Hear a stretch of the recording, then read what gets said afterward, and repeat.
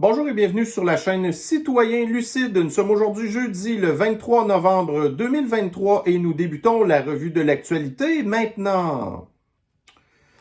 Donc on va débuter ça avec, on s'en va dans le monde des gens bizarres. Donc vous avez quelqu'un ici sur Twitter qui a posté, donc Anh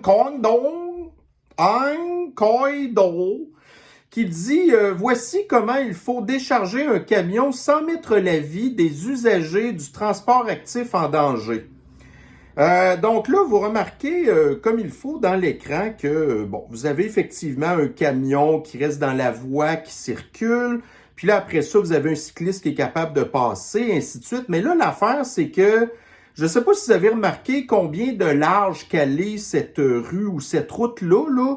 Mais à côté du camion, vous avez une voie où ce que c'est encore possible de circuler pour les gens qui s'en vont vers le fond.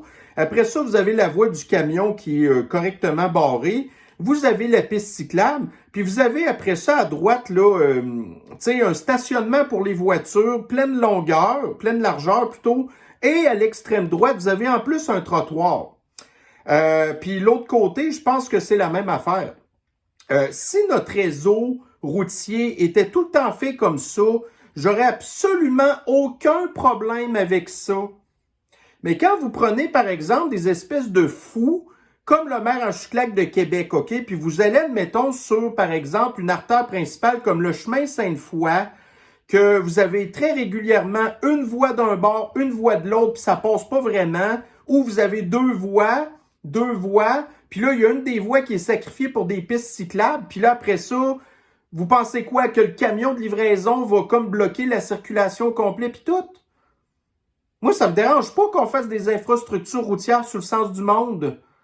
Mais comment ça se fait que vous arrivez avec des images comme ça, puis qu'après ça, on vous dit, regardez, il faut élargir les voies, puis vous dites, non, faut pas élargir les voies, ça fait plus de circulation. Ben oui, mais là, on aimerait ça que tout le monde passe. On aimerait ça qu'il y ait du partage du réseau routier.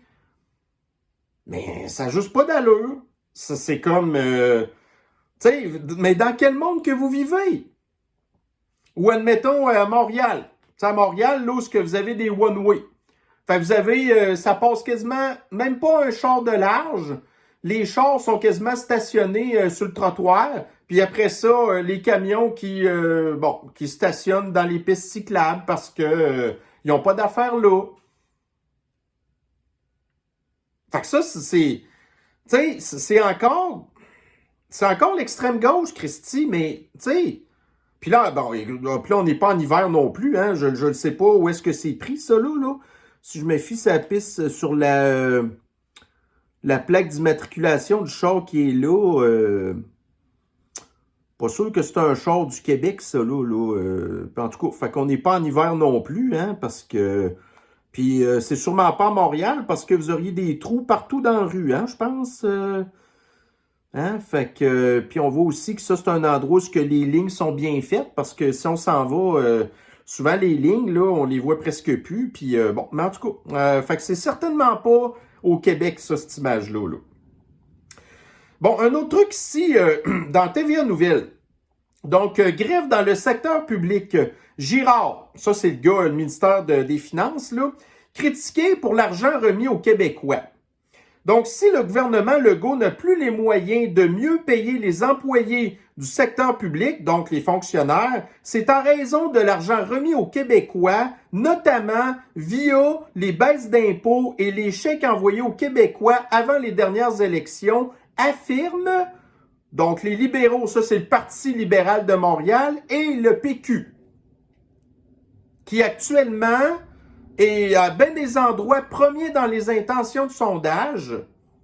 Donc ce qu'on retient du PQ dans le fond, c'est que pour eux, là, c'est plus important de donner des gros salaires aux fonctionnaires qui travaillent pas bien, qui nous donnent pas du bon service, que donner, admettons, des baisses d'impôts, des chèques aux Québécois qui, pour la plupart, c'est la raison pour laquelle ils ont voté pour la CAQ, mais ça, c'est une autre histoire.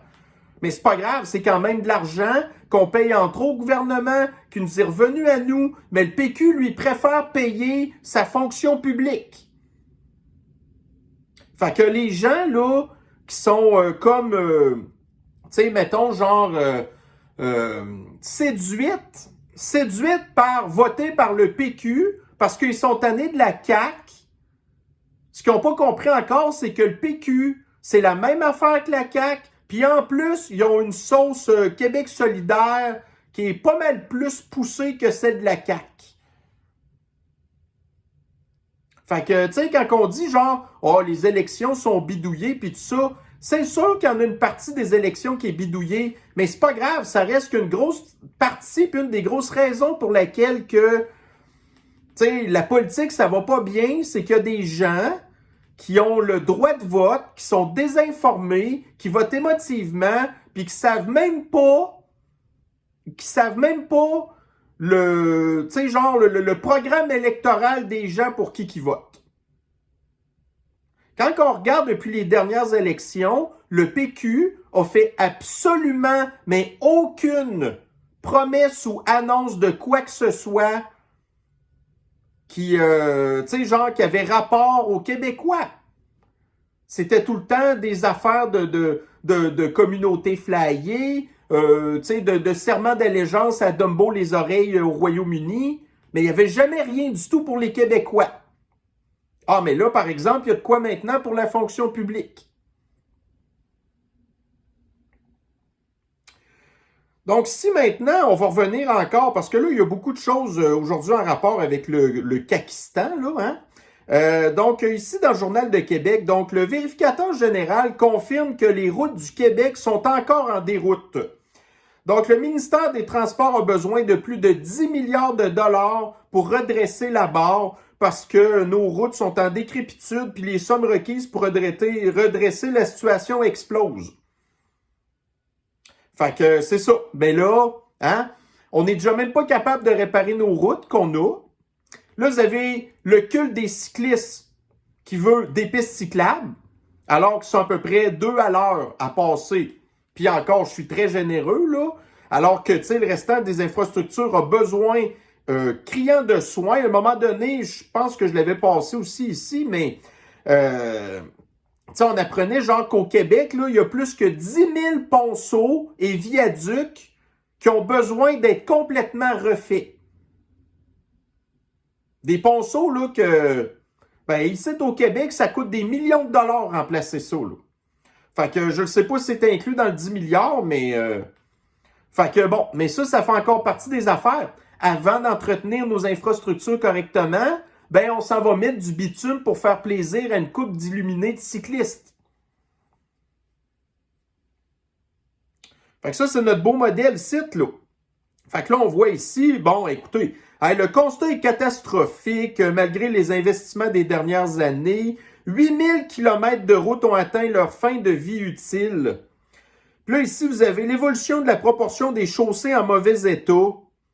Fait qu'à partir de 2018 jusqu'à 2022, c'est passé de 7,2 milliards à 11 milliards. Puis ça, c'est probablement encore sous-évalué.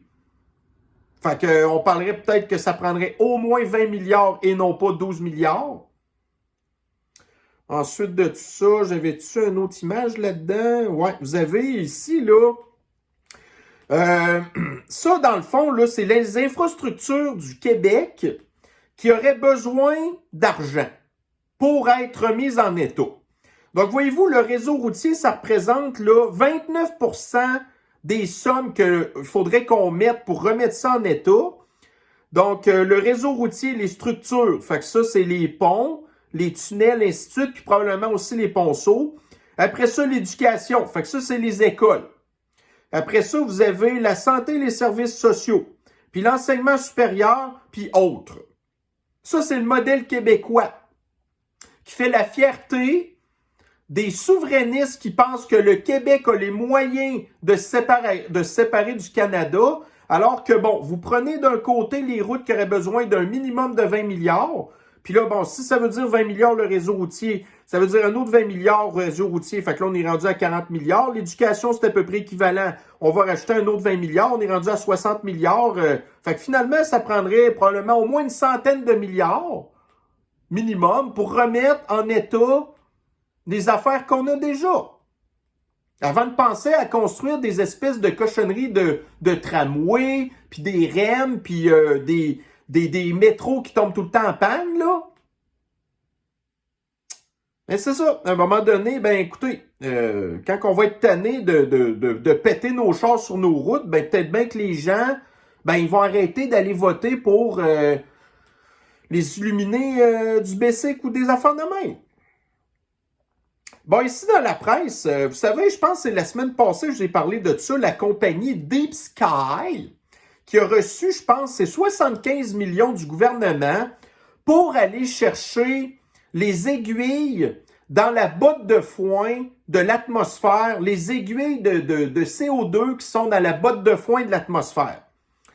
Fait que là, on apprend en fait qu'il y a eu énormément de magouilles là-dedans, parce que l'entreprise en question va être installée dans un endroit qu'il y avait une compagnie pétrolière qui avait déjà dit, écoutez, nous, on va exploiter le pétrole ou le gaz du Québec, mais en contrepartie, on va faire de la captation de carbone, puis on va aller comme enfouir ça dans le sol. Mais là, on sait qu'est-ce qui est arrivé avec ça. Donc, les compagnies pétrolières ont révélé au gouvernement où ce qu'il y avait l'intention d'aller chercher du gaz, dont entre autres à l'île d'Anticosti, en Gaspésie, ainsi de suite. Puis là, il y a une couple d'années, le gouvernement a dit, OK, partout ce que vous avez dit que vous alliez chercher du gaz puis du pétrole, là, on arrête tout ça. Fait que là, les compagnies gazières puis pétrolières poursuivent le gouvernement pour 18 milliards de dollars. Puis là, en plus, le gouvernement va aller donner de l'argent à des gens qui volent les endroits que les compagnies pétrolières voulaient aller capter le carbone pour, admettons, se déclarer carboneutre. Fait que d'un bord, tu exploites du pétrole, tu émets des gaz à effet de serre, mais d'un autre côté, tu les enfouis. Fait que ça, c'est la carboneutralité. Mais le gouvernement a dit non. Fuck all là, pour les exploitations gazières puis pétrolières. Mais par contre, la captation de carbone qui sert à rien, ça, c'est correct. Fait que la compagnie pétrolière en question, Unica, je pense qu'elle s'appelle, ben là, c'est ça. Donc, déjà qu'ils poursuivent le gouvernement pour 18 milliards, ben là, ils vont probablement poursuivre cette entreprise-là qui a volé leur site, qu'il avait investi de l'argent pour dire, OK, c'est là qu'on peut faire de la captation de carbone.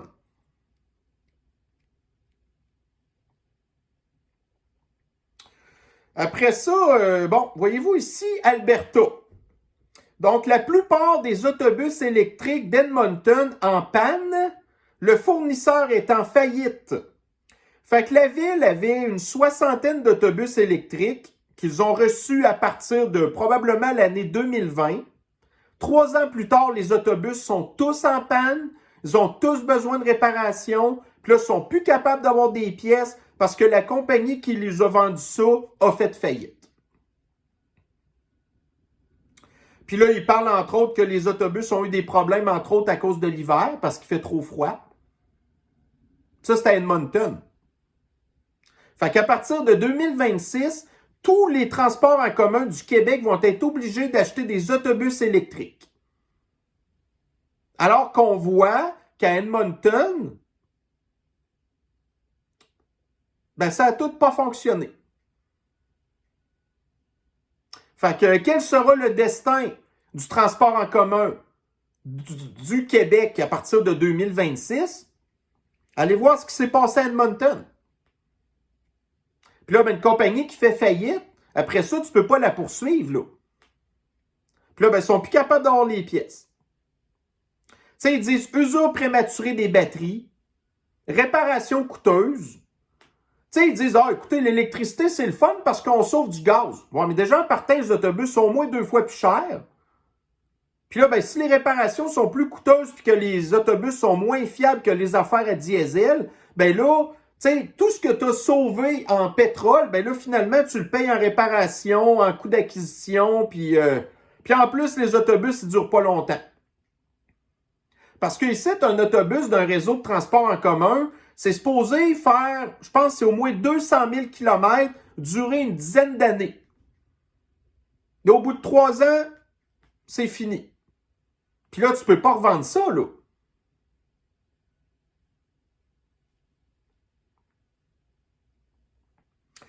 Ensuite, bon, là ici, dans le Journal de Québec, le gouvernement va doubler le nombre de demandeurs d'asile à Québec.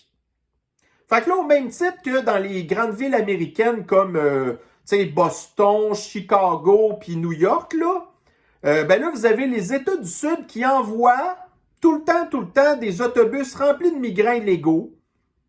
Ben là, vous avez la ville de Montréal qui va envoyer ces immigrants illégaux à Québec. Puis là, ce qu'on apprend en plus, c'est que ces petits, parce que 99% c'est tous des gars, là, en plus, ils font la fine gueule, parce que, voyez-vous ici, là, vous avez, on nous parle de la nourriture.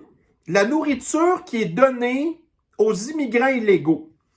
Donc, la nourriture qu'ils achetaient terminée à la poubelle, ce n'était pas avantageux financièrement non plus pour l'intégration parce qu'ils avaient encore faim.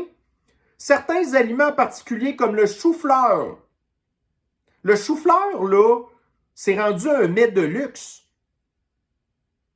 Donc, on donne des mets de luxe à des immigrants illégaux. Puis là, ils disent même le poisson, il faut vraiment le jauger. Les Québécois ont déjà même pas les moyens de s'acheter du poisson. Donc là, on donne du poisson à des immigrants illégaux. Là, ils disent, oh, ils ont des coliques, des maux de ventre, ainsi de suite. Allez demander aux communautés du Grand Nord combien il coûte le chou-fleur. Je pense qu'il coûte 9 piastres. Tu sais, les Premières Nations aimeraient ça manger du chou-fleur à tous les jours, mais ils peuvent pas, ça coûte trop cher. Mais nous, on donne ça à des immigrants illégaux qui n'ont pas respecté la loi sur l'immigration, puis ils sont encore pas contents. Puis là, quand ils arrivent ici à Québec, là, donc là, ils reçoivent de l'aide sociale, 850 $ par mois. Après ça, ils reçoivent 230 $ par semaine pour qu'on leur apprenne à baragouiner le français. Puis là, le gouvernement a comme alloué 15 millions de dollars pour cette opération au cours des 3 prochaines années. Ça va en coûter 40. Des gens qu'on n'est pas capable d'intégrer. Des gens qui arrivent dans un milieu que c'est de valeur, mais Québec, c'est pas Montréal. On n'a pas la même tolérance puis ouverture au monde, là. Québec est une ville qui est pas mal plus riche que Montréal. Des immigrants illégaux qui n'ont aucune éducation. Puis là, ils vont payer le logement comment? Parce que Québec, c'est pas Montréal, là.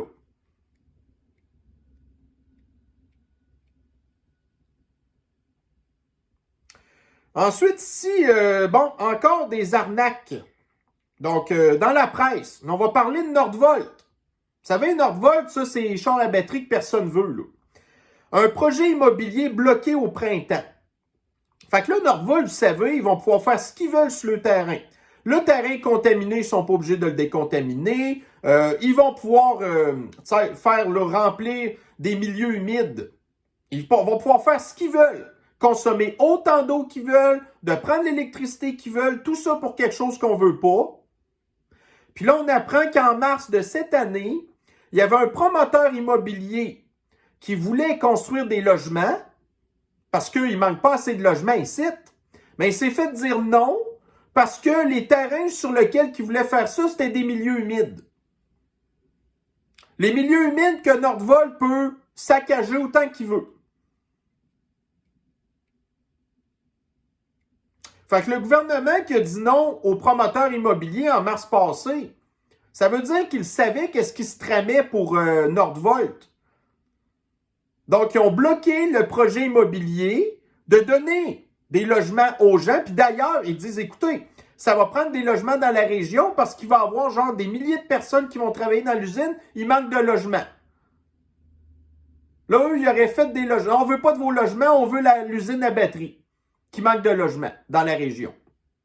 Puis en plus, faites ce que vous voulez. Pas de BAP, rien.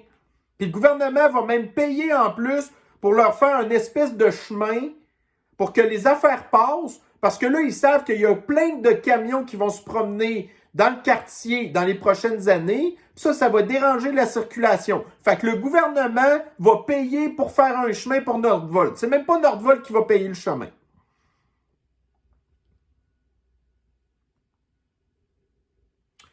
Bon, ici, on en revient encore aux gaz à effet de serre, là. Donc, dans le Journal de Montréal, les émissions de carbone du 1%, ça, vous savez, c'est les gens qui veulent vous enlever vos VUS, vous obliger à prendre le vélo, puis aller vous faire agresser dans les transports en commun, puis aller vous entasser dans les villes grises, qu'il y a de plus en plus de déforestation. Mais eux, pendant ce temps-là, ça, c'est un autre article, mais écoutez bien ça. Les émissions de carbone du 1% des plus riches pourraient enlever la vie prématurément de 1,3 million de personnes. Bon, fait que ça, c'est encore le discours catastrophiste de la sniffose. Il y a 1 million de personnes qui peuvent mourir à cause des émissions de gaz à effet de serre des riches. 1 million, ça a l'air d'un gros chiffre.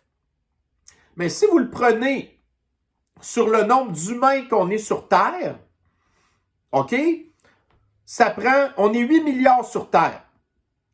Ça prend 1000 millions, écoutez ça là, 1000 millions pour faire 1 milliard.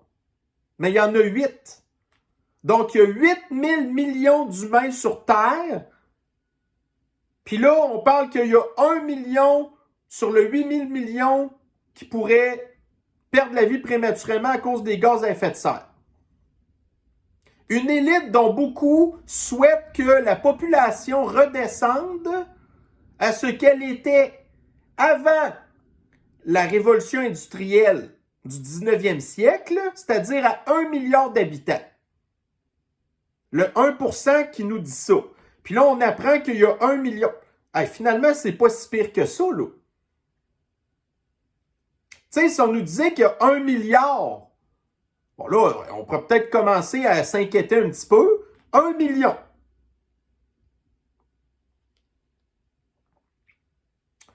Fait que je vais avoir un autre article qui va en parler de ça. OK. Fait que là, cette semaine, vous avez eu des élections en Argentine, où vous avez le gars avec ses cheveux bizarres qui a gagné les élections parce que les Argentins sont tannés d'avoir été à peu près 50 ans dans le communisme. Mais là, aux Pays-Bas, en Hollande, ben c'est la même affaire.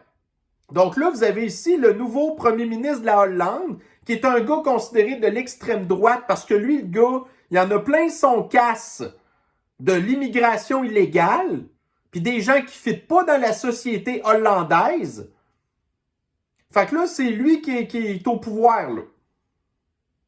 Bon, là, par contre, ce qui arrive, c'est qu'il est comme minoritaire parce qu'il y a comme 3 partis. Il y a son parti, il y a un parti de la droite, puis un parti de l'extrême gauche. Puis là, lui, il est comme minoritaire. Fait que si les 2 autres partis, il y a comme personne qui veut faire d'alliance, ben là, il va peut-être être minoritaire pour 1 an ou 2, puis après ça, il va retomber en élection. En tout cas, mais c'est pas grave. C'est quand même un message clair que les Hollandais, ben, c'est ça. Ils veulent rien savoir des immigrants illégaux. Puis d'ailleurs, la Hollande, là, ça a été un des endroits pendant le fascisme sanitaire où vous aviez la police qui allait sacrer des coups de bâton aux personnes qui respectaient pas le fascisme sanitaire ou carrément qui se faisaient enlever dans des véhicules de police pour après ça, on n'a jamais entendu parler de ces gens-là, là. Fait qu'il y a des affaires qui commencent à grouiller au niveau de la population. Puis quand on regarde tous les derniers sondages du Canada d'ailleurs, ben on le voit que les conservateurs sont partis pour être très, très majoritaires. Puis tout le monde commence à les réclamer, les fameuses élections. Mais vous n'aurez pas serviette de bain, le terroriste persona non grata de l'Inde, de Jagmeet Singh, qui va dissoudre son alliance avec Trudeau parce que lui aussi, il perd des appuis. Même le Bloc au Québec.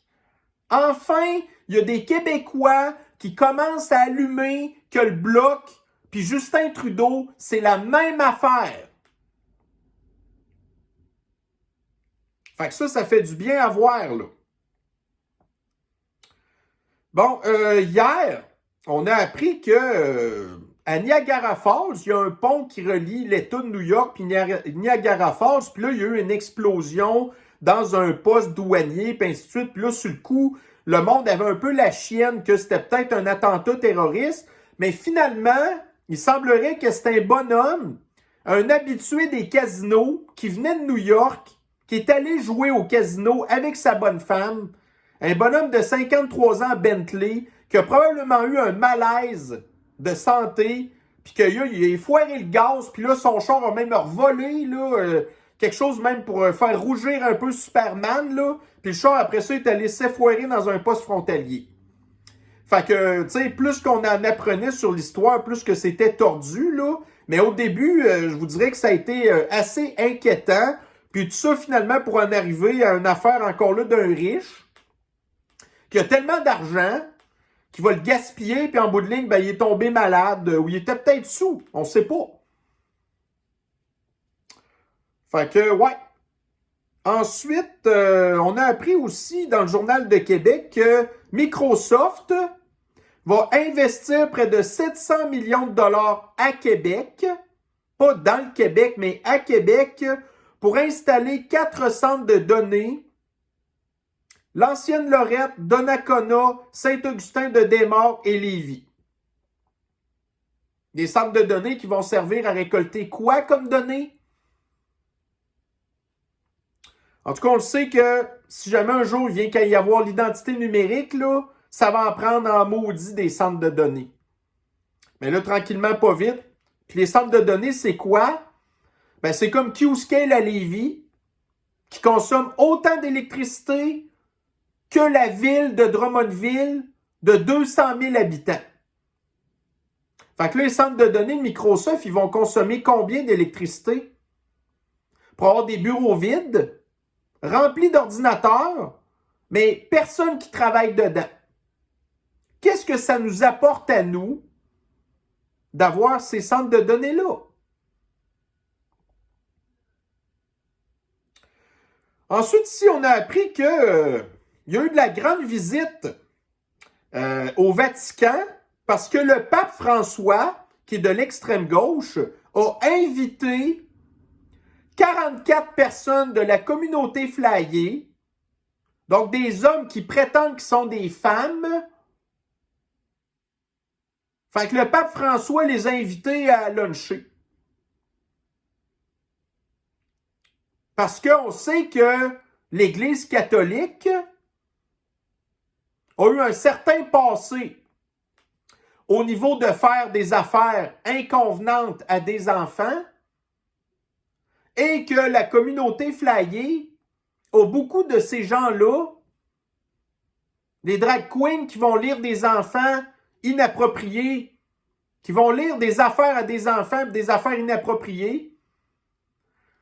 La communauté flyée qui veut adopter des enfants, des couples de gars, qui adoptent des enfants, des petits gars, puis là, en bout de ligne, des années plus tard, on apprend qu'ils ont été agressés. Et qu'est-ce que l'Église catholique faisait aux petits-enfants? La même affaire que ça, là. Fait que c'est un peu normal de voir l'Église catholique qui a une certaine, on va dire, sympathie pour la communauté flyée qui est un petit peu comme elle. Hein? Des curés, des cardinals qui s'habillent en robe, alors que vous avez l'extrême gauche aussi qui s'habille en robe. C'est un petit peu douteux, là, mais en tout cas. Bon, ici, écoutez ça, là. Là, on s'en va à Paris. La mairie annonce que la vitesse sur le périphérique, ça, la périphérique, là, c'est une autoroute qui entoure Paris. Donc, ils veulent limiter la vitesse à 50 km/h. Là, vous l'avez à l'écran, là, c'est 3 voies d'un bord, 3 voies de l'autre. Ils veulent barrer ça à 50 km/h. Comme dans une rue ici, là. Juste en face de chez nous, là, la vitesse, c'est 50 km/h. Puis la rue est tellement petite là, que si vous stationnez votre auto sur le bord de la rue, s'il y a une auto qui s'en vient en sens inverse, il y en a un des deux qui est obligé d'arrêter. Ça, c'est 50 km/h ici, là. Mais là, sur une autoroute, 50 km/h. Puis là, ben, qu'est-ce qu'on va apprendre sûrement un moment donné? C'est que là, voyez-vous, une des voies sûrement qui va servir au transport en commun ou qui vont carrément sacrifier une voie pour faire de la piste cyclable. Puis le restant, c'est 50 km/h. Puis ils savent que les Parisiens roulent vite. Fait que là, ce qu'ils vont faire, c'est qu'ils vont sacrer des photoradars partout. Là, tu vas rouler à 70, paf un ticket, paf un ticket, paf un ticket. Fait que ça va devenir encore là une grosse vache à lait pour la ville. Puis ils disent après ça qu'il n'y a pas de guerre à l'automobiliste, puis une chance que les automobilistes sont là pour donner des centaines de millions de dollars aux villes. Parce que c'est pas les cyclistes qui vont venir un moment donné qui être capables de taxer comme ça. Ils respectent déjà même pas le code de la sécurité routière, puis ils ne leur donnent pas de ticket.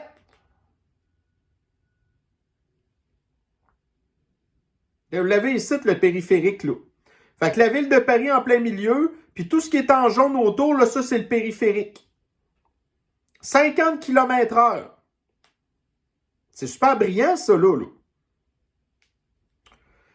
Bon, ici, vous avez dans Nouveau Info, inflation, plus de 50% des Québécois auraient réduit leur consommation en 2023. Fait que ça, ce que ça veut dire, c'est que le grand reset a marché. Hein? La décroissance, l'économie circulaire, arrêter la surconsommation. Là, la moitié des Québécois ont réduit leur consommation. Quand vous réduisez votre consommation, ça fait quoi? Ben, c'est pas bon pour l'économie, ça. Fait que si l'économie va pas bien, ben, ça veut dire que c'est moins d'argent pour le gouvernement.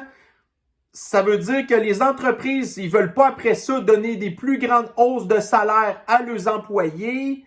Ça veut dire des problèmes d'endettement, des problèmes de maladie mentale, des gens qui ont de la misère à manger, pendant que vous avez des immigrants illégaux qui lèvent leur nez sur du poisson puis des choux-fleurs. Alors, voyez-vous, ceci va mettre fin à notre petite revue de l'actualité d'aujourd'hui. Et j'aimerais faire un remerciement spécial à... La semaine passée, j'ai constaté que je pouvais activer sur ma chaîne le principe d'abonnement. Tu sais, vous connaissez un petit peu comme sur Patreon puis des affaires de même. Vous pouvez comme payer un abonnement, genre, puis vous avez accès à du contenu. Mais c'était possible de faire ça aussi sur YouTube. Puis la semaine passée, j'ai activé la fonction en question. Donc, vous avez comme deux niveaux d'abonnement.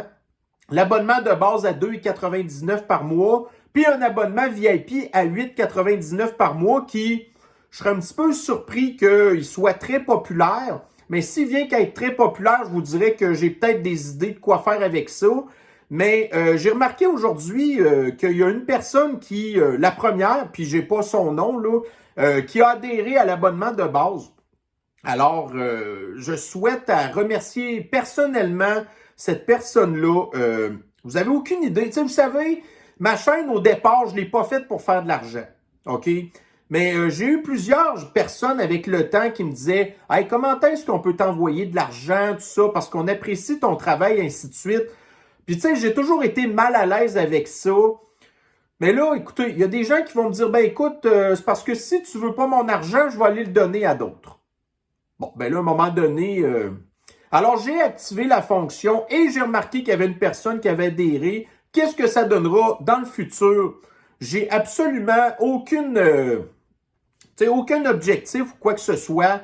Par contre, écoutez, si on apprécie suffisamment mon travail pour faire ça, ben c'est très important pour moi, là, tu sais, je veux dire. Puis c'est motivant, parce qu'à un moment donné, tu sais, vous le savez, mes abonnés, ils augmentent pas très, très rapidement, puis... tu sais, en bout de ligne, tu sais, les revenus que je retire des publicités de YouTube, là, c'est pas avec ça que je vais me mettre riche. Puis qu'à un moment donné, vous allez voir une photo, genre de mes pieds sur tu sais, une plage, genre dans le sud, puis en disant oh, « Merci mes abonnés, vous m'avez payé un voyage. » là. Ça risque pas d'arriver. Mais c'est pas grave. C'est quand même... c'est très touchant. c'est très touchant de voir ça. Puis, mais bon, j'ai pas voulu en faire la publicité, mais bon, voyant qu'il y a quelqu'un qui l'a, tu sais, je tenais quand même à le remercier. Puis, écoute, on verra où ce que ça nous mènera. Alors, je vais vous souhaiter une bonne fin de journée. Prenez soin de vous et on se revoit dans une prochaine revue de l'actualité très bientôt. Bye bye.